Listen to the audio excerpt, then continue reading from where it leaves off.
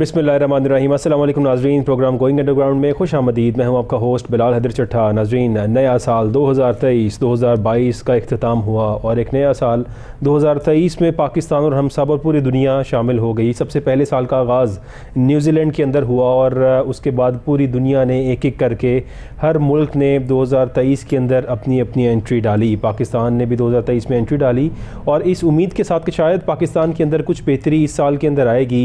इस उम्मीद पे पूरी पाकिस्तानी कौम हम सब कायम हैं और देखते हैं कि अल्लाह ताला इस साल के अंदर हमारे लिए क्या क्या बेहतरियाँ लेकर आता है। आपकी आज की ख़बरों पर बात करें तो नून लीग ने स्पीकर और डिप्टी स्पीकर के ख़िलाफ़ अदम एतमाद वापस ले ली है। याद रहे कि नून लीग और PDM इत्तेहाद, इन्होंने इससे पहले चौधरी परवेज़ इलाही जो चीफ़ मिनिस्टर पंजाब हैं, इनके ख़िलाफ़ जो अदम एतमाद जमा कराई थी वो भी वापस ले ली और अब स्पीकर और डिप्टी स्पीकर के ख़िलाफ़ जो तहरीक अदम एतमाद जमा कराई गई थी उसको भी वापस ले लिया गया है। साथ ही आपको एक ख़बर दें, हमारे सहाफ़ी भाई अरशद शरीफ साहब, हमेशा याद रखा जाएगा, शायद 2022 का सबसे बड़ा सानहा कहा जाएगा उसको। सबसे ज़्यादा तकलीफ़ दे वाक़या 2022 का अरशद शरीफ का कत्ल था जो 2022 के साल के अंदर हुआ और तमाम सहाफ़ी बरादरी पर, और being a human actually it was a very painful incident for everyone, जो जिस तरह से उनकी शहादत हुई और जो कुछ भी उनके साथ हुआ। अभी तक खैर उनका जो केस है वो ज़ेर समात है और सुप्रीम कोर्ट में 5 रुकनी बेंच ने 5 जनवरी को समात के लिए दोबारा समात शुरू करेगा इस केस के ऊपर। और ये कह दिया गया क्योंकि चीफ़ जस्टिस ऑफ पाकिस्तान ने इस पर सुओ मोटो एक्शन लिया था और सुओ मोटो एक्शन के बाद इस केस के अंदर कुछ छुट्टियों की वजह से और कुछ थोड़ा सा डिले आया था और अब 5 जनवरी से दोबारा इसकी समात शुरू की जाएगी। इसके साथ ही आपको बताएं कि आज जो है कौमी सलामती कमेटी का इजलास हुआ और उस इजलास के अंदर बिलावल भुट्टो ज़रदारी, शहबाज शरीफ साहब और बाकी तमाम सीनियर लीडर्स भी मौजूद थे। इसके साथ ही DG ISI, DG MI भी मौजूद थे और मुल्क के अंदर जो सूरत हाल है सिक्योरिटी की, उस पर बातचीत हुई और काफ़ी सख्त फ़ैसले किए गए। और ज़ाहिर है जो सिचुएशन इस टाइम पे चल रही है हमारे मुल्क के अंदर, जो इस्लामाबाद के अंदर बल्दियाती इंतखाबात थे, इनको डिले करने की वजह भी यही कही गई वज़ीर दाखिला राना सनाउल्लाह साहब की तरफ से कि हालात ऐसे नहीं हैं, यहाँ पर दहशत गर्दी के ख़तरात हैं और ऐसे ख़तरात लाहक हैं हमें कि दहशत गर्दी खुदा न ख्वास्ता दोबारा से सर ना उठाए और फिर से ऐसे कोई वाक़यात ना हो। इसकी वजह से बल्दियाती इंतखाबात को भी मुलतवी किया गया और साथ ही ये भी कहा गया, कुछ हल्का बंदियों का इशू था, कुछ और चीज़ें थी। लेकिन इसके बाद आज जो कौमी सलामती कमेटी का इजलास हुआ, वज़ीर-ए-आज़म शहबाज शरीफ साहब ने सदारत की इसकी और वज़ीर-ए-आज़म पाकिस्तान हैं और उसके साथ बाकी तमाम जो है वो मौजूद थे वहाँ पर लोग। और सख्त फ़ैसलों के लिए सख्त फ़ैसले जो है वो किए गए हैं कि सख्ती से निपटा जाएगा दहशत गर्दी को और दहशत गर्द अनासर को, तमाम लोगों को। और ये भी साथ बात की गई है कि पाकिस्तान की सिक्योरिटी को हर तरह से सिक्योर किया जाएगा, पाकिस्तान की तमाम साइट्स को, और इस चीज़ को देखा जाएगा किसी भी तरह से कोई ऐसा दहशतगर्द अनासर, कोई ऐसा शख्स जो ऐसी कोई दहशत गर्दी करना चाहे, इस पर ना किया जाए। कुछ थोड़े से मामलात जो इस टाइम पे ज़ाहिर है पाकिस्तान तहरीक इंसाफ के चेयरमैन इमरान खान साहब हैं वो मुतफिक नहीं हैं राना सनाउल्लाह साहब से। राना सनाउल्लाह साहब हमारे वज़ीर दाखिला हैं और राना साहब के मुताबिक वो ये कह रहे हैं कि मैं सख्ती से निपटूँगा तालिबान के साथ। ये कहा गया राना साहब से कि अब ज़ाहिर उनके ख़िलाफ़ कार्रवाई की जाएगी और सख्ती से निपटा जाएगा। लेकिन इमरान खान साहब बार बार इस बात को कह रहे हैं कि हमेशा से डायलॉग के ऊपर बिलीव रखता हूँ और डायलॉग ही करना चाहिए है, तालिबान से बैठकर डायलॉग करना चाहिए है और डायलॉग ही सल्यूशन है टू एवरीथिंग। लेकिन राना सनाउल्लाह साहब थोड़ा सा सख्त स्टैंस ले रहे हैं और कह रहे हैं कि सख्ती से निपटा जाएगा तालिबान के साथ और किसी किस्म का डायलॉग नहीं किया जाएगा। और ज़ाहिर है हर शख्स यही कोशिश कर रहा है, राना सनाउल्लाह साहब हो, वो हमारी हुकूमत हो, वफाक हो या अपोजिशन पार्टीज़ हो, हर शख्स की कोशिश यही है कि पाकिस्तान के अंदर बेहतरी की सूरत हाल पैदा की जाए और पाकिस्तान में किसी भी तरह से जो सिक्योरिटी की सिचुएशन है ये स्टेबल रहे और कहीं से भी ऐसी सूरत हाल लाक ना हो कि किसी तरह से हमारी सिक्योरिटी जो है वो किसी तरह के खदशात उसको लाक हो।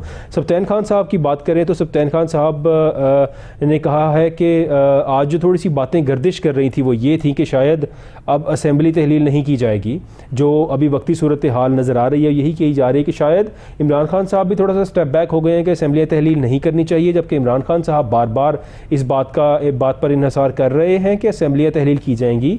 और इसी बात को आगे बढ़ाया सब्तैन खान साहब ने, और उन्होंने बताया कि जैसे ही इमरान खान साहब मुझे जब कहेंगे मैं असम्बलियाँ तोड़ दूँगा, किसी भी तरह से इसमें किसी किस्म का डिले नहीं किया जाएगा, सिर्फ इमरान खान साहब की कॉल का इंतज़ार है। जब वो कहेंगे मैं पंजाब असम्बलियाँ उसी वक्त तोड़ दूँगा। इसी के माबैन अब हुआ क्या है कि 11 जनवरी को जो इजलास तलब था पंजाब असम्बली का, उसको 9 जनवरी को तलब कर लिया गया है, और 9 जनवरी की डेट आ गई है पंजाब असम्बली के इजलास की। और इसको अर्ली कॉल करने के पीछे there are lot of reasons obviously, क्योंकि हुकूमत जो पंजाब हुकूमत है इस टाइम पे चौधरी परवेज़ इलाही साहब वज़ीर आला हैं, और पाकिस्तान तहरीक इंसाफ उनके साथ है, और पाकिस्तान तहरीक इंसाफ शायद ये चाह रही है कि वोट ऑफ कॉन्फिडेंस ले लिया जाए इससे पहले, क्योंकि अदालत ने टाइम दिया हुआ है और अदालत ने ये मौका भी दिया हुआ है परवेज़ इलाही साहब को, और कहा यह जा रहा है कि परवेज़ इलाही साहब चाहें तो एतमाद का वोट ले सकते हैं। ये उनकी अपनी सवाबदीद है। अदरवाइज़ 11 तारीख के बाद जो है वो अदालत के अंदर जो उनका केस है उसकी समाअत होनी है, और अदालत की तरफ से कुछ और मज़ीद फ़ैसले आने हैं। और थोड़ी सी बात करें इमरान खान साहब की, तो इमरान खान साहब ने चीफ़ इलेक्शन कमिश्नर के ऊपर ज़ाहिर है फिर से इल्ज़ामात लगाए। वो पहले ही काफ़ी बार कह चुके हैं कि चीफ़ इलेक्शन कमिश्नर जो है वो बायस्ड हैं, और वो हुकूमती नुमाइंदे हैं, और वो इस तरह से काम कर रहे हैं जिस तरह से हुकूमत जिस तरह उन्हें कह रही है उसी के मुताबिक वो काम किए जा रहे हैं। उनकी अहलिया की पोस्टिंग की बात की जाए जो कस्टम डिपार्टमेंट के अंदर की गई, तो उसको भी थोड़ा सा अंदर इन्वॉल्व किया जा रहा है। कहा यह जा रहा है कि शायद हुकूमत की तरफ से नवाजा गया उनकी अहलिया को ये पोस्ट देकर, क्योंकि ये पोस्ट मोस्ट सीनियर ऑफिसर्स और मोस्ट क्रेडिबल और मोस्ट सीनियर ऑफिसर्स के लिए ये पोस्ट होती है। इस पोस्ट पर उनकी अहलिया चूँकि वो मोस्ट सीनियर नहीं थी, और अगर उनको ये पोस्ट दी गई है तो फिर इसका मतलब है कि शायद हुकूमत की तरफ से नवाजा गया। और अपनी एंड से इमरान खान साहब ने ये बात भी कह दी कि मुझे उनकी पोस्टिंग का आइडिया नहीं है कि कब हुई और कैसे हुई, और साथ ही उन्होंने ये भी कहा कि शायद उनको फेवर देने के लिए ही इनकी पोस्टिंग की गई। और साथ ही ये भी कहा कि चीफ़ इलेक्शन कमिश्नर जो हैं वो जो फैसले भी कर रहे हैं वो सब हुकूमत के कहने पर कर रहे हैं, और वो किसी भी तरह से न्यूट्रल नज़र नहीं आ रहे, वो बायस्ड लग रहे हैं कि जो हुकूमत कहती है जैसे हुकूमत कहती है वो वैसे ही करते हैं। बात करें अगर MQM की मुत्तहिदा कौमी मूवमेंट, इस टाइम पे काफ़ी हलचल है MQM के अंदर, और MQM इत्तेहाद दोबारा से मजबूत हो रहा है। कामरान टिसोरी साहब आज लाहौर मौजूद थे, कल दाता दरबार हाज़िरी भी दी उन्होंने। आज लाहौर के अंदर काफ़ी सरगर्मियाँ उन्होंने की, और काफ़ी सरगर्म है कुछ दिनों से। पिछले साल के अख्ताम से ही कामरान टिसोरी साहब बड़े एक्टिव नज़र आ रहे हैं MQM के अंदर, और तमाम धड़ों को इकट्ठा कर रहे हैं। अब कामरान टिसोरी साहब का तमाम धड़ों को इकट्ठा करना थोड़ी सी फ़िक्र लाहक हो गई पाकिस्तान पीपल्स पार्टी को, और पाकिस्तान मुस्लिम लीग नून, वफाकी हुकूमत को, और तमाम एलाइज़ को, क्योंकि शायद वो ये महसूस कर रहे हैं, और ज़ाहिर है बार बार MQM ने इस चीज़ का इजहार भी किया कि हमसे जो वादे किए गए, जो कुछ हमें कहा गया, उन वादों का पास नहीं रखा गया, वो तमाम बातें पूरी नहीं की गई, यही कहा गया MQM की तरफ से। तो शायद अब हम कोई और रास्ता चुनेंगे और हम किसी और को ज्वाइन करेंगे, और शायद हम इत्तेहाद ख़त्म कर देंगे। जैसे ये बात की गई तो इसके बाद आज सरदार अयाज सादिक और नून लीग के अहम रहनुमा ख्वाजा साद रफ़ीक साहब और कुछ और लोग जो है वो गए, और जाकर उन्होंने बिलावल हाउस के अंदर जो है वो इजलास ज्वाइन किया, जिसमें पाकिस्तान पीपल्स पार्टी की सारी क़यादत मौजूद थी, और MQM की भी क़यादत मौजूद थी, और इनके दरमियान जो है वो अहम राब्ते हुए, और काफ़ी देर जो है वो इनकी डिस्कशन चली। और यही कहा जा रहा है कि शायद MQM को मनाने की कोशिश की जा रही है कि किसी भी तरह वो ऐसी सिचुएशन क्रिएट ना करें कि वो PDM इत्तेहाद को छोड़ें और छोड़कर किसी और को ज्वाइन करें। ज़ाहिर है अदर ऑप्शन ज्वाइन करने की जो है वो इमरान खान ही है, पाकिस्तान तहरीक इंसाफ ही है। लेकिन इस टाइम पे काफ़ी हलचल चल रही है पाकिस्तान डेमोक्रेटिक मूवमेंट PDM इत्तेहाद की बात करें तो उनके अंदर काफ़ी फ़िक्रे भी लाक है। नवाज़ शरीफ साहब का भी फ़ोन गया आसिफ अली जरदारी साहब को, और उनसे भी रब्ता किया गया, और कहा गया कि MQM को जो भी खदशात लाक है और जो कुछ भी उनकी डिमांड्स हैं उन सबको पूरा किया जाए, ताकि MQM किसी भी तरह हमारे इत्तेहाद से बाहर ना जाए। और इसके बाद फिर जो इजलास हुआ उसके अंदर जो भी बातें हुई, अब कामरान टिसोरी साहब ने मुस्तफ़ा कमाल साहब को, डॉक्टर फ़ारूक सत्तार साहब को, और तमाम वो अरकान MQM जो पास्ट में MQM का हिस्सा रहे और MQM के साथ रहे, उन्होंने बड़ा क्लियरली उन सब को इनवाइट किया, उनसे मीटिंग्स की और कहा उन्हें कि they should come and join MQM। साथ ही उन्होंने बानी MQM का जिक्र भी कर दिया और उन्होंने कहा कि बानी MQM का मसला पाकिस्तान की रियासत का मसला है, और अगर रियासत का मसला है तो फिर मैं कभी नहीं चाहूँगा कि वो वापस आएँ, क्योंकि जब तक रियासत का मसला है, पाकिस्तान का मसला है, कोई भी शख्स जो पाकिस्तान के ख़िलाफ़ बात करेगा, कोई भी शख्स जो ऐसी गुफ्तगू करेगा जो इंडिया की फेवर में हो और पाकिस्तान के अगेंस्ट हो, तो हम उस शख्स को नहीं मानते, हम उसे नहीं मानते, चाहे वो जो मर्ज़ी हो। कामरान टिसोरी साहब का बड़ी पॉजिटिव स्टेटमेंट थी उनकी तरफ से, और उन्होंने ये बात क्लियरली कह दी कि वो चाहे बानी MQM हो या वो जो मर्ज़ी भी हो, जब तक रियासत का मसला है तो ऐसे किसी शख्स को वेलकम नहीं किया जाएगा, ऐसे किसी शख्स को अकोमोडेट नहीं किया जाएगा। तो जब तक रियासत का इशू है बानी MQM से, so he is not welcome here और we don't want him back here. और हमारी जो क़यादत है उसको, जो क़यादत अभी लीड कर रही है वही लीड करेंगे MQM को, लेकिन तमाम धड़ों को इकट्ठा किया जा रहा है ताकि दोबारा से हमारी एक वो जो MQM की अपनी जमात थी, वो लोग थे जो मुहिब वतन हैं, जो पाकिस्तान के साथ हैं, जिनका कभी भी इस किस्म का कोई इख्तलाफ या इस किस्म की इन्वॉल्वमेंट नहीं रही, जो एंटी स्टेट एस्पेक्ट्स हो, वो तमाम लोग मुत्तहिदा कौमी मूवमेंट के अंदर रहेंगे और हमारे साथ रहेंगे, हमें ज्वाइन करेंगे। ये कहा गया कामरान टिसोरी साहब की तरफ से। और फिर आज लाहौर के अंदर जो उनकी आमद थी, उनकी कुछ अहम मुलाकातें हुई। गवर्नर लाहौर बलीगुर रहमान, गवर्नर पंजाब जो हैं, उनसे भी उनकी मुलाकात हुई और काफ़ी चीज़ों पर तबादला ख्याल हुआ। परवेज़ इलाही साहब के साथ उनका टेलीफोनिक रब्ता भी हुआ, उनसे भी उनकी टेलीफोन पर गुफ्तगू हुई और इन सब चीज़ों के बारे में कामरान टिसोरी साहब जो है वो काफ़ी एक्टिव हमें नज़र आ रहे हैं। इसके बाद अगर हम बात करें, हमारे साथ जावेद इकबाल साहब तज्जियाकार है मौजूद है। सर बहुत शुक्रिया हमें ज्वाइन करने का। जी शुक्रिया बिलाल। जावेद भाई, इस टाइम पे ज़ाहिर है नया साल आ चुका है, लेकिन सियासी हलचल वैसे ही चल रही है जिस तरह पहले भी चल रही थी। और इस टाइम पे PDM इत्तेहाद को जो आज का खदशा लाक है वो शायद ये है कि MQM चाह रही है राहें जुदा करना उनसे। और आज उन्होंने बड़ा इजलास किया बिलावल हाउस के अंदर और नवाज शरीफ साहब का भी टेलीफोन आया, बीमार होने के बावजूद भी उन्होंने टेलीफोन किया और कहा कि जनाब MQM को किसी भी तरह से राज़ी किया जाए। तो सर क्या ख़बरें आपके पास कि क्या MQM जो है वो अलहदगी इख्तियार करना चाह रही है, सिर्फ अपनी डिमांड्स मनाना चाह रही है इनसे? देखो बिलाल, आपने नए साल की बात की जी। तो 2023 का जो सूरज तुलू हुआ है वो शायद पाकिस्तान की तारीख में तो इस वक्त हमें इक्तिसादी और सियासी मसाइल दरपेश हैं, वो शायद माजी में इतने नहीं थे। और इस साल के तुलू होते हुए हमें सिक्योरिटी मामलात से भी डील करना पड़ रहा है। बिल्कुल। और यही इस वक्त बदकिस्मती ये है कि हमारे जो रिजर्व्स हैं वो $6.82 बिलियन पे हैं। इकोनॉमी कहीं रुक नहीं रही और हुकूमत से सियासत और मईशत दोनों ही नहीं संभल रहे। और उसका नतीजा ये नजर आया कि आपको पिछले एक हफ्ते में कि कोर कमांडर कॉन्फ्रेंस भी हुई जी, फिर नेशनल सिक्योरिटी कमेटी की मीटिंग हुई और फिर एक और आज मीटिंग हुई जी। ये है वो तनाजुर जिसमें चीजें गड़बड़ हो रही हैं। ठीक है।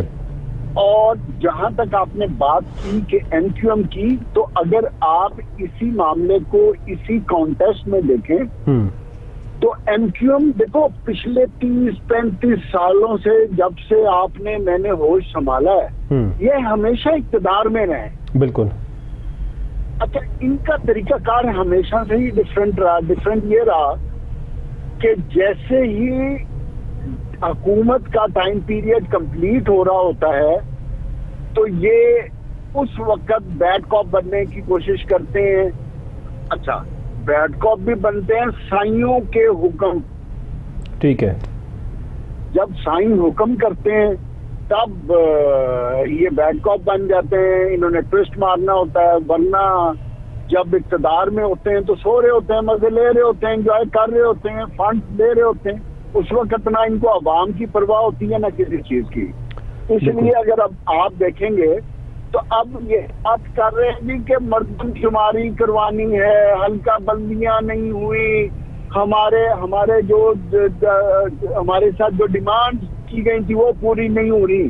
बुनियादी तौर पे चूंकि हुकूमत एक नाकाम और फेल हुकूमत है, बिल्कुल। जो इलेक्शन से भी मफरूरियत हासिल करना चाह रही है और मईशत को भी कंट्रोल नहीं कर पा रही, और जो कमिटमेंट इन्होंने IMF से की थी वो भी नहीं पूरी कर पा रहे, और अपनी हद दर्मी और जिद की वजह से अपोजिशन के साथ जो इस वक्त इमरान खान ही है ना, और तो कोई नहीं है, बिल्कुल, जिनसे सदर के जरिए आपने मुसलसल मीटिंग्स भी करते रहे मगर बेनतीजा मीटिंग्स की और टाइम गेन करने के लिए। ऐसे ही है। तो अब मैं ये समझता हूँ कि हुकूमत ऐसी एक बंद गली में घुस गई है कि इस बंद गली से अब निकल नहीं सकती। ये जनवरी के महीने में मैं ये समझता हूँ अगले 2 से 4 हफ्तों के दरमियान ये फैसले हो जाने कि मुल्क ने चलना है, मईशत ने चलना है, सियासत ने चलना है या इस हुकूमत ने चलना है। ठीक है, अब फैसला इस चीज का होना है। ठीक है। इसलिए मियां नवाज शरीफ साहब देखें आराम से उधर टिके बैठे में, शहनशाह आलम साहब उधर से ऑर्डर करते हैं, फोन करते हैं, मीटिंगें करते हैं। आपको मैं ये बात करता चलूं, जब मियां नवाज शरीफ साहब से बहुत से लोग मिलते हैं ना, तो अब मियां साहब भी यही बात कर रहे हैं। हम अगर अब फैसला कर लेते हैं IMF के साथ डील करने का, और उनकी जो डिमांड है 800 अरब के नए टैक्सेस हैं, बिजली की कीमतें बढ़नी है, पेट्रोल की कीमत बढ़नी है, तो ये जब चीजें और डॉलर को फ्री फ्लोट किया जाएगा तो डॉलर भी 25-30 रुपए बढ़ जाएगा जी। फिर उसके बाद गैस की प्राइसेस भी बढ़नी है, फिर मार्कअप रेट भी बढ़ना है।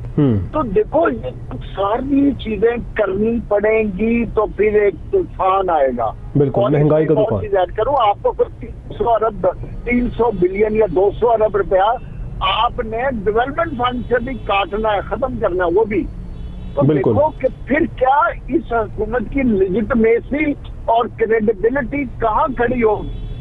अब मियां नवाज शरीफ और हुकूमत क्या चाह रही है, वो ये चाहते हैं कि हम ये फैसले कर लेते हैं, तो बराह करम आप फिर हमें गारंटी करें कि आप हमें 1 साल की और एक्सटेंड करने देंगे इमरजेंसी की बुनियाद पर। ठीक है, ये वो डिमांड है जिसके लिए मेरे ख्याल वो बातचीत कर रहे हैं। और दूसरी तरफ से मैं ये समझता हूँ कि ये बात उनको कहा जा रहा है कि अगर MCM साइड पे होगी तो आपकी हुकूमत तो 1 सेकंड की मार नहीं है, बिल्कुल, फिर आप कहाँ खड़े होंगे।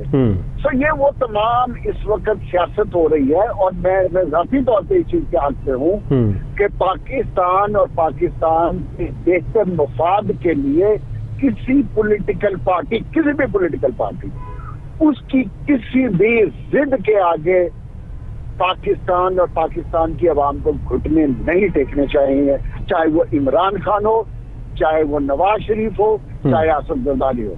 बिल्कुल, लेकिन ये वो होनी चाहिए जिसमें पाकिस्तान का मफाद है। बिल्कुल, पाकिस्तान का मफाद की बात है तो फिर इलेक्शन की तरफ जाना चाहिए। ठीक हो गया। अब जिस तरह से ज़ाहिर हम इस टाइम पे सियासी माहौल देख रहे हैं कि बाप पार्टी बलूचिस्तान के अंदर काफ़ी सारे उनके जो रुकन थे और पाकिस्तान तहरीक इंसाफ के एक MP जो है उन्होंने भी ज्वाइन कर लिया आसिफ अली जरदारी साहब को, तो लगता है कि शायद बलूचिस्तान में पीपल्स पार्टी ने बहुत डेवलपमेंट की और बड़ा काम किया है जो सब लोग उन्हें ज्वाइन कर रहे हैं। सर, ये ऐसी कौन सी बात है कि वो पाकिस्तान पीपल्स पार्टी को उन्होंने ज्वाइन किया है बलूचिस्तान के तमाम रुकन ने? नहीं बिलाल, बात पता क्या है जी, आसिफ जरदारी एक बहुत समझदार सियासतदान है। वो अपनी मुस्तकबिल की सियासत करता है हमेशा से। वो इस बात पे कायम है और वो ये समझते हैं कि जिस सिचुएशन में अब हम घिर गए हैं तो हमें इस सिचुएशन में या इलेक्शन कॉल करने पड़ने, ठीक है, या फिर इंटरम सेटअप के लिए जो गुफ्तो शहीद हो रही है, अब इमरान खान नहीं मान रहे, या ये सियासी शहीद होंगे, तो उससे पहले ये अपनी अगले इलेक्शन की तैयारी है ये, ठीक है, क्योंकि वो ये समझते हैं कि सिंध उन्होंने कंट्रोल कर लिया है, सिंध में वो फिर दोबारा हुकूमत में आ जाएंगे। बिल्कुल, बज़ाहिर भी यही नजर आ रहा है। जो 20-25 सीटें चाहिए जी, वो 20-25 सीटों की स्ट्रगल है, ये उसका जोड़ तोड़ है, ठीक है। तो कुछ वो KP से लेंगे, 2-4-5 लोग ऐसे बाप पार्टी के लोग हैं, पंजाब से भी कुछ सेटलमेंट करेंगे, जाहिर है पंजाब में, साउथ पंजाब से मखदूम अहमद महमूद कर रहे हैं काम, और उनकी जहांगीर खान तरीन से सुलह भी हो गई है, बिल्कुल, और वो भी मिलकर कुछ ना कुछ करेंगे। तो अब जरदारी साहब का ऑब्जेक्टिव है अगले इलेक्शन के लिए 20-25 जो विनिंग हॉर्सेस हैं उनको इकट्ठा किया जाए, ताकि अगले साल या इस साल जब इलेक्शन होंगे तो हम इस पोजीशन में हों कि हम हुकूमत बना सके। और तीसरी बात जो इम्पोर्टेंट है, मैं जाती तौर पे समझता हूँ कि आसफ जरदारी साहब कभी भी एंटी एस्टेब्लिशमेंट पॉलिटिक्स नहीं करेंगे। बिल्कुल, वो इस वक्त पॉलिटिक्स वो करेंगे जिससे आने वाले इलेक्शन में बिलावल भुट्टो जरदारी के प्राइम मिनिस्टर बनने के चांसेस हैं। क्यों कि इस वक्त जो एक थोड़ी सी टेक्निकल सिचुएशन ये बन गई है कि अवाम तो इमरान खान के साथ है। ठीक है, इसमें तो अब कोई दो राय नहीं है। हर तरह के सर्वे करवा के देख लिए, हर सर्वे में एक चीज क्लियर है कि Imran Khan is the most popular leader. 70% करीब के परसेंट के लोग इमरान खान को चाहते हैं। मगर दूसरी तरफ ये है कि इमरान खान को जो ताकतवर हल्के हैं वो भी नहीं चाहते कि वो प्राइम मिनिस्टर हैं। ठीक है, अब ये वो कैच 22 है जिससे आसिफ जरदारी साहब निकलना भी चाहते हैं और इससे फायदा भी उठाना चाहते हैं। ठीक है, तो ये वो पॉलिटिक्स है बुनियादी तौर पे। तो एक गैप बनना है क्योंकि पीएमएलएन अनपॉपुलर है पंजाब में, वो इस पोजीशन में नहीं है कि वो जीत सके या इतनी भी सीटें जीत ले कि वो एक प्रेशर ग्रुप क्रिएट कर सके। तो जरदारी साहब की टारगेट है कि वो अगले सेटअप के लिए एक इतने ताकतवर हो जाएं कि एक कोलिशन सेटअप जहां इनके साथ फजलुर रहमान भी हो, पीएमएलएन भी हो, तो इनकी थोड़ी सी मेजॉरिटी पार्टी हो तो ये अपने बिलावल को प्राइम मिनिस्टर बना लें। बिल्कुल ठीक है, ये है पॉलिटिकल सिचुएशन। बिल्कुल ठीक है। तो सर अभी जो पंजाब की अगर बात करें तो सप्तान खान साहब ने आज कहा है कि स्पीकर जो है पंजाब असेंबली के, उन्होंने कहा है कि जब इमरान खान साहब कहेंगे मैं असेंबलियाँ तहलील कर दूंगा, मतलब मुझे इसमें किसी किस्म का जो है वो रुकावट नहीं है, ये बात उन्होंने कह दी है। और साथ ही परवेज़ इलाही साहब ने भी एक स्टेटमेंट दी कि जी मुझे तो पता ही नहीं है कि मुझे किस तरह से चीफ मिनिस्टर बनाया गया है, और थोड़ा सा क्रिटिसाइज़ ही किया उन्होंने इस बात पे कि मैं जिग जैग से वज़ीर आला बना था और जहाँ से काम रुका वहीं से मैंने काम शुरू किया। इस किस्म की स्टेटमेंट उन्होंने दी है। तो क्या परवेज़ इलाही साहब की स्टेटमेंट भी शहबाज शरीफ साहब की तरह ही लगती है कि वो भी कहते हैं कि मुझे नहीं पता मैं कैसे वज़ीर आज़म बन गया, ये भी कहते हैं जी मुझे नहीं पता मैं कैसे सीएम बन गया? ये सियासतदान जो है ना, इनके बयानात पे मत जाया करो जी।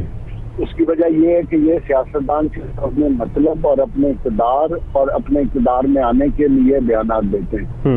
ये बात कुछ और करते हैं, सबसे पर्दा इनकी गुफ्तगू कुछ और होती है और सियासत इनकी कुछ और होती है। ये सिर्फ अवाम को बेवकूफ बनाने वाली बातें और तो कुछ नहीं। क्यों नहीं पता भाई? सब कुछ पता है आपको। बिल्कुल, आप इतने चूचे या ताके नहीं है कि आपको चीफ मिनिस्टर कैसे बनाया गया, आपने कैसे बार्गेन की और किस तरह जब आपने इमरान खान के साथ बैठ के असेंबलियों की तहलील के बारे में जब गुफ्तगू थी, जब फ्राइडे का टाइम दिया जा रहा था, उससे पहले आपने इमरान खान के साथ बैठ के किस तरह सीटों पे निगोशिएट किया। ठीक है, आप इतने बच्चे नहीं हैं, ज़ाहिर नेगोशिएशंस तो ज्यादा नेगोशिएशंस तो अभी भी सियासत कर रहे हैं जी। आपको सारी इसमें बात आते हैं। इन तमाम हालात में अगर देखें जावेद भाई, इन तमाम हालात में अगर हम देखें तो इस टाइम पे ज़ाहिर है सबसे ज़्यादा सक्सेसफुल जो रहने वाली दो जमातें होंगी, एक पाकिस्तान पीपल्स पार्टी जो शायद ज़्यादा गेन करेगी और दूसरी पाकिस्तान मुस्लिम लीग काफ, क्योंकि परवेज़ इलाही साहब की जो है वो इस टाइम पे चल रही हैं सीट एडजस्टमेंट की बातें इमरान खान से, और शुजात साहब की चल रही हैं पीडीएम से सीट एडजस्टमेंट की बातें। तो शायद सबसे ज़्यादा फ़ायदे में तो ये दो पार्टीज़ रहेंगी मेरा ख्याल है कमिंग इलेक्शंस के अंदर। यार अगले इलेक्शन में देखो, फायदा नुकसान का बहुत मुश्किल है इस वक्त बताना। ठीक है, क्योंकि जो ये इलेक्शन है ना, ये पाकिस्तानी तारीख का मैं समझता हूँ बड़ा मुख्तलिफ इलेक्शन। जावेद भाई, क्या ये इलेक्शन होता नजर आ रहा है जिस तरह इमरान खान साहब ने तो कहा? मुझे तो नजर होता नहीं आ रहा कि ये इलेक्शन हो रहे हैं। यार 2023 में इलेक्शन होना चाहिए। ठीक है, होता नजर आता है या नहीं आता, मैं उसमें नहीं जाना चाहता। ठीक है, इलेक्शन होना चाहिए। ठीक है, अगर आप इस मुल्क में जमहूरी निज़ाम चाहते हैं तो फिर इलेक्शन होना चाहिए। यही एक सलूशन है अगर मुल्क को आपने आगे ले जाना है। आपको जमहूरी रवैयों से ही मुल्क को आगे ले जाना पड़ेगा। जो आप पहले बात कर रहे थे, थोड़ी सी ये बात समझने की है। पाकिस्तान की सियासी तारीख में ये इलेक्शन बहुत डिफरेंट इलेक्शन होगा। इसलिए डिफरेंट होगा, पहले हमेशा से इलेक्शन में पाकिस्तान पीपल्स पार्टी और पाकिस्तान मुस्लिम लीग नून होती थी। अब पीटीआई वर्सेस ऑल है। बिल्कुल, versus all means even establishment. ठीक है। और मजे की बात यह है कि पीटीआई क्लेम करती है, सर्वे क्लेम्स करते हैं कि अवामुन्नास अवाम इमरान खान के साथ हैं। ठीक है। अब देखने की चीज ये है, क्या जमहूरियत जीतती है या फिर वही हमारा जो दकियानूस सिस्टम है जमहूरियत का, कारपोरेट पॉलिटिकल सिस्टम, मनूवरिंग का सिस्टम, कंट्रोल सिस्टम, वो सिस्टम जीतता है। सर लेकिन जमहूरियत की तौर पे काफ लीग और पीपल्स पार्टी आज भी 80 और 90 की दिहाई की सियासत कर रहे हैं। सर इसमें तो कोई शक नहीं है कि सियासत तो जावेद भाई वही चल रही है, लेकिन क्या आपको लगता है कि डेमोक्रेसी की जब हम जमहूरियत की जो बात करते हैं, वो जमहूरियत मुझे तो कभी नज़र नहीं आई और इन फ्यूचर भी लगता है ऐसी है कि शायद जमहूरियत देखने को तो नहीं मिलेगी। जो हमारा सीक्वेंस चलता आ रहा है इसी तरह से चलेगी सारी सूरत हाल। आपको लगता है? बात कर रहे हैं जी, रियल सेंस में देखा जाए तो पाकिस्तान में तो कभी जमहूरियत आई नहीं है। बिल्कुल, मतलब अब तो बातों से ये भी साबित हो गया कि 2018 में इमरान खान साहब को भी लाया गया था, जिसका काफी सारा इत्तेफाक उनके अपने लोगों ने भी कर दिया। हर तरफ से बातें सामने आ गई कि इमरान खान साहब को मैनेज किया गया था 2018 में, वरना वो शायद नहीं जीत रहे थे। देखो 2000 आज तक जितने इलेक्शन हुए हैं जी, वो सारे कंट्रोल्ड इलेक्शन थे। एग्जैक्टली, ये बात तो अब तय है जी। अब 2023 का इलेक्शन भी उसी पैटर्न पे होगा, ये देखने की बात है। अगर मैं ये समझता हूँ कि हमें उसी पैटर्न को कंटिन्यू करना, तो फिर मैं समझता हूँ कि हम सबको मिल बैठ के तय करना चाहिए कि हम अपना कोई नया पॉलिटिकल सिस्टम बना लें। क्या पॉलिटिकल सिस्टम की ऑप्शन हमारे पास है और हमारी सुनता कौन है जावेद साहब? बात तो ये है, हमारी बात नहीं सुनता, यही तो 2023 में देखने की बात है कि क्या हमारी बात सुनाई देगी, क्या इस 24 करोड़ अवाम की बात सुनाई देगी। वो 24 करोड़ अवाम जिसको पिछले 8 महीने में जो शऊर आया है, वो शऊर पाकिस्तान की सियासी तारीख में कभी इस कौम को नहीं आया। इसमें तो कोई शक नहीं है। वो शऊर जिंदा रहेगा? लेकिन 24 करोड़ अवाम ने वोट कॉस्ट कर सकेगा? क्या वो शऊर अपनी बात मनवा सकेगा? क्या वो शऊर अपनी राय के जरिए जमहूरियत का क्लेम कर सकेगा? लेकिन 24 करोड़ अवाम ने हमेशा कोशिश की है, इसी नीयत से वोट डालने जाते थे, जिस तरह इन्हीं का वोट कास्ट होगा और इन्हीं का बंदा जिसको ये दे रहे हैं वो आएगा। लेकिन इलेक्शंस तो हमेशा से मैनेज्ड रहे, तो ये तो अवाम की अब ये भी आंखें खुली है कि हम जो मैं इस चीज से डिसएग्री करूंगा जी। 24 करोड़ अवाम ने कभी कोशिश ही नहीं की अपने हकूक के लिए। उनको पता ही नहीं चला कि उनके साथ क्या डाके डलते रहे। बिल्कुल, पहली दफा उनका एहसास हुआ है कि उनके साथ हुआ क्या है। सो इस बार आपको लगता है कि situation story will be different now? मैं बिल्कुल पॉजिटिव हूँ। मैं पाकिस्तान के मुतल्लिक पॉजिटिव हूँ। मैं ये समझता हूँ कि अगर अवाम को मौका मिला और अवाम ने अपने हक से रायदही का इस्तेमाल किया, तो वो एक ऐसा डिफरेंट इस दफा पैटर्न होगा जो शायद माजी में कभी भी नहीं हुआ होगा। बहुत शुक्रिया जावेद इकबाल साहब, thank you so much for your time.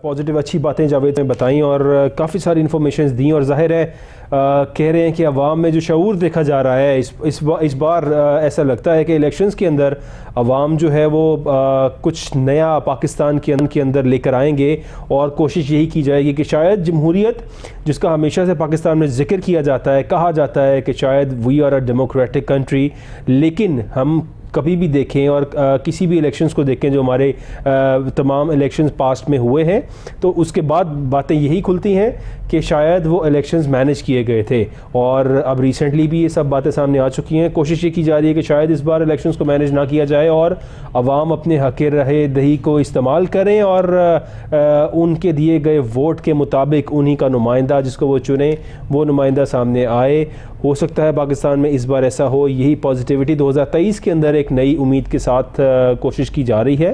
अगर हम थोड़ा सा मईशत की बात करें, पाकिस्तान में मईशत ज़ाहिर है कॉन्स्टेंटली बिगड़ते हालत में जा रही है, और नए साल के आगाज़ के साथ ही सोने की कदर में भी थोड़ा सा इजाफा हो गया, और काफ़ी सा इजाफा हो गया बल्कि, और एक जंप लिया गोल्ड प्राइसेस ने।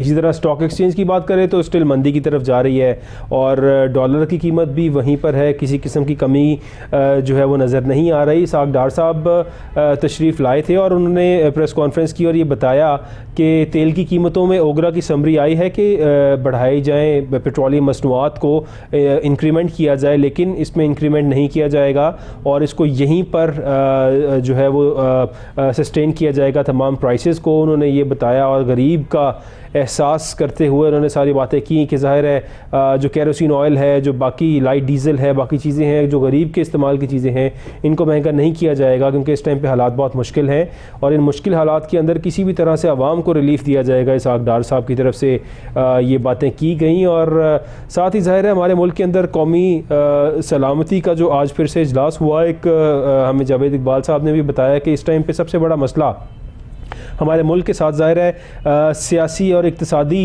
जो मसाइल हैं, और हुकूमत की सियासत और पाकिस्तान की मईशत, ये तमाम इश्यूज़ जो है वो पैरेलल चल रहे हैं। इस टाइम पे ज़रूरी ये है किसी भी तरह से इलेक्शंस कॉल किए जाएँ, आम इंतखाबात की कॉल हो, और आम इंतखाबात हों, और उसके बाद जो भी पार्टी जीते उसको पूरा वक्त दिया जाए कि वो पार्टी आए, पाकिस्तान को लीड करे और किसी भी तरह से पाकिस्तान की इकॉनमी को स्टेबल करे, क्योंकि अभी जो वक्ती लोग बैठे हैं उनके लिए बड़ा मुश्किल है सख्त फ़ैसले करना, क्योंकि हमेशा से होता ही है जब भी कोई हुकूमत आती है, इक़्तिदार संभालती है, तो शुरू के सालों के अंदर मुश्किल फ़ैसले, सख्त फ़ैसले करने पड़ते हैं को।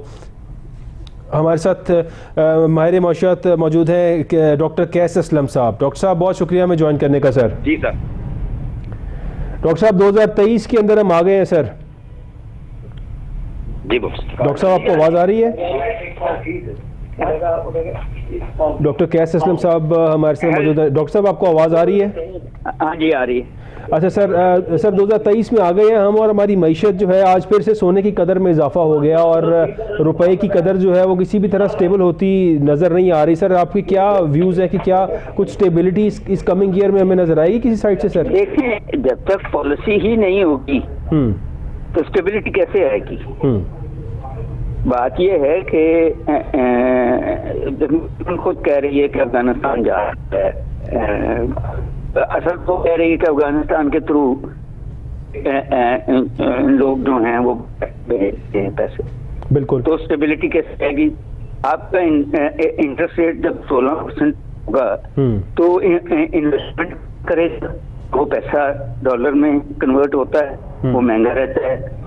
आप अपने इंडिजिनस अपने सोर्सेज से बिजली पैदा करने की सलाहियत नहीं रखते तो बाहर से तेल आना पड़ेगा, बिल्कुल महंगा होगा।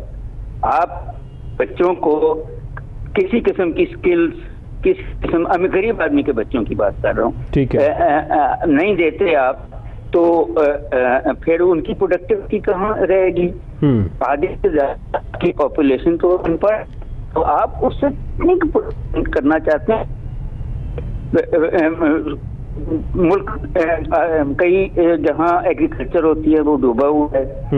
सो मुझे की पॉलिसी नजर नहीं आई, कोई जो वो कम नहीं किया गया, ऐसे वो जगह नहीं जिसका फॉरेन इन्वेस्टमेंट आ सकती हो रही है, तो उसमें 5 पॉइंट समथिंग रह गया है आपका, 5.8 है शायद रिजर्व जी, तकरीबन 5.8 to 6 बिलियन डॉलर्स के करीब जी। तो कैसे एक 230 मिलियन का मुल्क जिस तो है खसारा उसका बैलेंस ऑफ पेमेंट्स 13 बिलियन है, 6 बिलियन से कम आपके पास जब रह जाएंगे जी रिजर्व्स, तो कोई मुझे ये हमने जो इकोनॉमिक्स पढ़ी है, आप ग्रोथ देते हैं, आप ये इन्फ्लेशन को कंट्रोल करते हैं। इन्फ्लेशन को कंट्रोल करने इंटरेस्ट रेट ऊपर नहीं करेंगे जी। सबसे ज्यादा पहली 10 जो इकोनॉमी है उसमें इंडिया के हैं 6%, अमेरिका के हैं 4%, ठीक है, के हैं -1% इंटरेस्ट रेट। आपको कहा कि 6 से 16% रेट ले जाए कोई जो है। तो बात जो मैं बार बार कर रहा हूँ इन सारे अदादो शुमार से कि पॉलिसी नहीं है कि इकोनॉमी को किस सम्मत में लेके जाना है। अब की पॉलिसी बनने की दहशत गर्दी को रोकना है, वो भी तो गरीब आदमी का बेटा को खरीद लिया जाता है। बिल्कुल के ऊपर कोई पॉलिसी नहीं है। सच फोर्थ शहरों में शायद पॉलिसीज हों, मगर इतने बड़ा मुल्क जिसके आगे प्रॉब्लम पता क्या है कि पहले ये था कि बहुत सारे लोग खुद बनाते थे, खा लेते थे। अब वो इलाके पानी में डूबे हुए हैं, तो उनके लिए भी अनाज चाहिए। बिल्कुल, तो उसकी वजह से महंगाई भी हो रही है। अभी तक बहुत सा एरिया बताया जा रहा है कि वहां से पानी ही नहीं निकाला जा सका और अभी तक स्टिल वहां पर सैलाबी सूरत हाल है। यह नहीं निकालना चाह रहा है कि जाती है और वो खाई जाती है। तो जब तक आप जो इंस्टीट्यूशनल करप्शन और पिलफरेजेस रहेंगे, दुनिया का ट्रस्ट नहीं है आप पे, ना IMF आप पे ट्रस्ट कर रहा है, ना यूरोप कर रहा है, ना चीन कर रहा है, दूसरे मुल्क तो करते ही नहीं थे। बिल्कुल, तो चीजें आप घर ठीक करेंगे। रेल पे अमीरों की उसी तरह ही है, उनको तो फर्क नहीं पड़ रहा क्योंकि वो पैसा बन रहा है उनका। ठीक है, बट 89% पे आपकी इन्फ्लेशन चली गई है। आटे की जो कीमत है इतना बड़ी है और खुद बढ़ा दी गवर्नमेंट्स ने। तो गरीब आदमी की आप विजन करें ना कि हाल बहुत बुरा है। लेकिन हुकूमत तो अब नए साल के अंदर भी ये कह रही है कि हमें मुश्किल फैसले मजीद करने पड़ेंगे। IMF की शराइत के मुताबिक अगर हम उस पर अमल करें तो यहाँ पर गैस महंगी होगी, बिजली महंगी होगी, हर चीज़ महंगी होगी, दोबारा से महंगाई का एक और तूफान आएगा पाकिस्तान के अंदर। तो सर अब इससे बढ़ के भी कुछ तूफान देखने को रह गया हमारे लिए भी। देखें, जब आप इतने सारे मिनिस्टर रखते हैं और उनको मुफ्त कार्य, मुफ्त घर, मुलाजमियत देते हैं, तमाम प्रिविलेजेस देते हैं आप, बिल्कुल ठीक है, तो किसी की जेब से निकालना है ना वो। बिल्कुल, तो ये पहला मुल्क मैंने देखा है जो गरीब को लूट के अमीर को चलाता है। बिल्कुल ठीक कह रहे हैं। तो फिर ये जो गलत पॉलिसीज हैं, ये जो सर IMF की जो रिक्वायरमेंट्स होती हैं, क्या उसमें कभी उन्होंने ये नहीं कहा कि आपके इतने सारे मिनिस्टर्स हैं, आपके इतने सारे अखराजात हैं, इनको कम करें, या हमेशा वो बोझ गरीब पर ही डालता है IMF भी? नहीं, वो ये गवर्नमेंट का करो, अपना फिस्कल डिफिसिट को ठीक करो। ठीक है, आप क्योंकि आपको पॉलिटिकली मिनिस्टर्स चाहिए तो आप बोझ इनडायरेक्ट टैक्सेस पे, पेट्रोल की प्राइसेस पे कर देते हैं। ठीक है, उन्होंने अब जो शर्तें लगाई हुई हैं 3, वो तो नहीं कर सक रहे। ट्रांसपेरेंसी दिखाएं आप। ठीक है, स्टेट बैंक सारे मुल्क की जितने भी गवर्नमेंट के अदारे हैं उनका एक वो खाता रखे ताकि हमें पता लगे कहाँ से पैसा आया, कहाँ गया। ये जो पैसा बाहर से आया फ्लड के लिए उसका ट्रांसपेरेंसी दें, पॉवर्टी एलिविएशन करें। वो ये सारी बातें कर रहे हैं, आप नहीं मान रहे तो वो फिर नाराज बैठे हैं। आप माशाल्लाह काफ़ी सीनियर हैं और आपने इकोनॉमी को बहुत स्टडी किया है सर। मतलब इसहाकदार साहब बीइंग द मिनिस्टर जो हमारे मुल्क के वजीर ख़जाना है, उनकी ये स्टेटमेंट देना कि इस मुल्क से डॉलर जो है वो स्मगल हो रहा है, और मतलब उस पोस्ट पे बैठे हुए उन्हें सब पता है, पूरी इन्फॉर्मेशन भी है, उसके बावजूद क्या वो इसको कंट्रोल नहीं कर सकते? देखें, अगर आप इसहाकदार साहब की हिस्ट्री देखें, PMLN हिस्ट्री देखें, पहली दफ़ा डॉलर का जो क्राइसिस है गमती सरताज अजीज फाइनेंस मिनिस्टर थे। ठीक है, वो सारे जो थे डॉलर काउंट्स फ्रीज कर दिए गए थे और कुछ लोगों ने बहुत पैसा बनाया था। ठीक है, दूसरी दफा क्राइसिस आया तो फिर इसहाकदार साहब थे। ये सिग्नल इतने पे मैं नीचे ले आऊंगा, सिग्नल है कि इतने पे 250 पे आप बेचना शुरू कर दें। ठीक है, 200 इसकी असल होनी चाहिए कीमत, सिग्नल के 200 पे आएगा, खरीदना शुरू कर दें। अब अफगानिस्तान जा रहा है। सवाल तो एक बड़ा सिंपल है कि अफगानिस्तान आपको इस डॉलर के बदले दे क्या रहा है? बिल्कुल, उनकी तो अपनी मैशत सर, मतलब जो हालात वहाँ पर है, अफगानिस्तान नहीं जा रहा ना, अफगानिस्तान के थ्रू कहीं और जा रहा है जहाँ काशिफ के बेटों ने पहले भी लगाया हुआ है। पर ये पनामा लीक नए लीक निकलेंगे, आपको पता लगेगा कहाँ वो पैसा इस मुल्क से। अब कौन सी ऐसी इन्वेस्टमेंट है जो आपको हर डॉलर पे कोई 30 रुपए का फायदा देती है, $100। और फिर जो लोग की इंडस्ट्री जाना चाहती है या मलेशिया जाना चाहती है, वो डॉलर लेके जा रही है।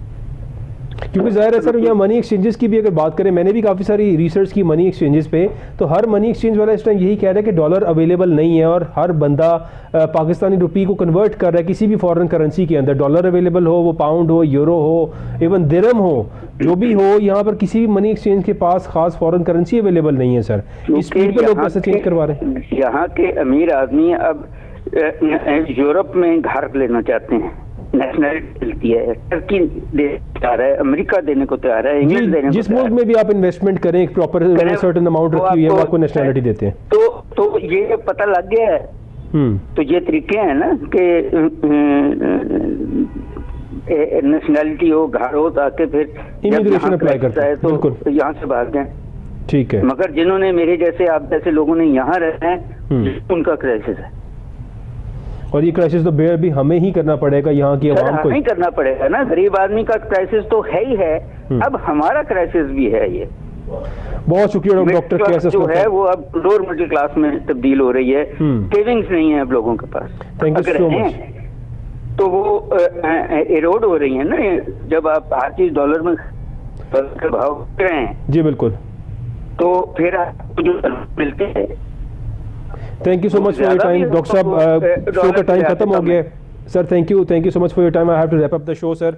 और जो डॉक्टर साहब ने बातें की, ज़ाहिर है बड़ी अलार्मिंग सिचुएशन है हमारे लिए कि जब हमारे वज़ीर ख़जाना साहब जो है हमें डायरेक्टली ये बता रहे हैं कि इस मुल्क से डॉलर स्मगल हो रहा है बाहर, और फिर सारी चीज़ें जिस तरह से डॉक्टर कैस साहब ने बताया कि ये अफ़गानिस्तान के रास्ते से और कहीं आगे जा रहा है, और उसकी रीज़न जो पनामा स्कैंडल्स और बाकी सब कुछ जो पहले भी आ चुके हैं, डॉक्टर साहब ने सारी बातें हमें क्लियरली बताई। क्योंकि ज़ाहिर है बड़े सीनियर आदमी हैं और काफ़ी गहरी नज़र रखते हैं इकॉनमी के ऊपर, और एक सीनियर इकोनॉमिस्ट है।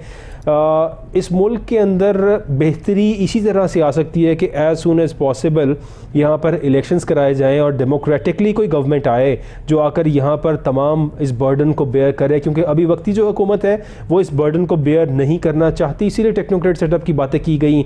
और कुछ मज़ीद कहा जा रहा है कि ठीक है हम सख्त फैसले करेंगे, हमें मज़ीद टाइम दिया जाए, टाइम को मज़ीद लटकाया जाए, लेकिन अपोजिशन शायद इस चक्कर में नहीं है कि मज़ीद टाइम इनको दिया जाए। सो बेटर ऑप्शन इज़ कि यहाँ पर एज सून एज़ पॉसिबल आम इंतखाबात कराए जाएँ, ताकि उसके बाद जो भी जीते वो इस मुल्क की मैशत को संभाले, मुश्किल फ़ैसले करे या जैसे भी करे अवाम को रिलीफ दे। क्योंकि अभी किसी भी किस्म का रिलीफ हमें किसी साइड से भी होता नज़र नहीं आ रहा। इसके साथ ही हमारे प्रोग्राम का टाइम ख़त्म हो गया। नाज़रीन, आपका देखने का बहुत शुक्रिया। कल हाजिर होंगे दोबारा नई बात के साथ। Thank you for your time. अल्लाह हाफ़िज़।